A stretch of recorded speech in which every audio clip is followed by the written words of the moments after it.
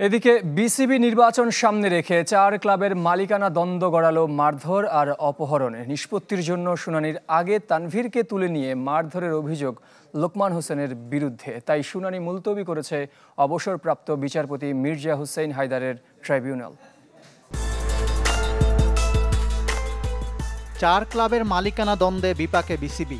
আসন্ন নির্বাচন সামনে রেখে Dhaka Spartans, Blues Cricketers, Dhaka Rangers ও গোল্ডেন ইগলসের মালিকানা দাবি করে কাউন্সিলরশিপ চায় দুটি পক্ষ। তানভীর আহমেদের দাবি, ক্লাবগুলো তিনি 2016 থেকে 19 সালের মধ্যে কিনেছিলেন। অন্যদিকে 5 আগস্টের পর থেকে এই 4টা ক্লাবের পৃষ্ঠপোষক হিসাবে নিজেকে তুলে ধরছেন বিসিবির সাবেক পরিচালক লোকমান হোসেন ভূঁইয়া। দুপক্ষের মালিকানা দাবির নিষ্পত্তি করতে অবসরপ্রাপ্ত বিচারপতি মির্জা হুসাইন হায়দারের নেতৃত্বে একটি ট্রাইব্যুনাল করে বিসিবি। এদিন দুপুরে শুনানি শুরু হয় বোর্ডের গুলশান কার্যালয়ে। কিন্তু কার্যক্রম শুরুর আগেই ঘটে নাটকীয় ঘটনা। তানভীর আহমেদ যাতে শুনানিতে অংশ নিতে না পারেন সেজন্য তাকে সেখান থেকে তুলে নিয়ে যায় 10 থেকে 20 জন ব্যক্তি। মারধর করা হয়েছে বলেও অভিযোগ করেন তানভীর।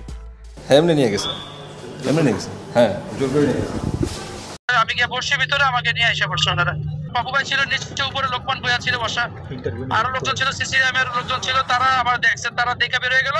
তারপরে আমার এসে ধরে নিয়ে গেল। 20-25 জন আমার নিয়ে আসছে নিচে এসে প্রায় 200-250 মানুষ আবার মারছে। বিসিবির অনুরোধের পরে সেখানে পুলিশ মোতায়েন করা হয়। যদিও তানভীর শুনানিতে অংশ নিতে পারেননি, তাকে রাখা হয় গুলশান থানায়। অভিযোগের ব্যাপারে মন্তব্য না করলেও লোকমান হোসেন গণমাধ্যমের উপস্থিতি দেখে অসন্তুষ্ট।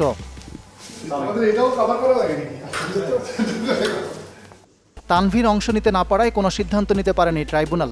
মঙ্গলবার বিকালে আবারও বসার কথা। সবগুলো ক্লাবে কি তানভীরের? জি। আর আরেক পক্ষ কারা আসছে? আরেক পক্ষ ওই যে লোকমান ভাই আসছে। হ্যাঁ, উনি প্রেটন দাবি করতেছেন। আচ্ছা, যে উনি পরিচালনার দায়িত্ব দিচ্ছে। পরিচালনার দায়িত্ব কে দিছে তাকে, এটা উনি এখানে আজকে বলতে পারেন। এখন বিচারপতি লাস্ট কালকে দিচ্ছে আবার। এই ঘটনা বিসিবি নির্বাচনকে আরও প্রশ্নবিদ্ধ করল। এর আগে নির্বাচন থেকে সরে দাঁড়ানোর হুমকি পেয়েছিলেন আমিনুল ইসলাম বুলবুল।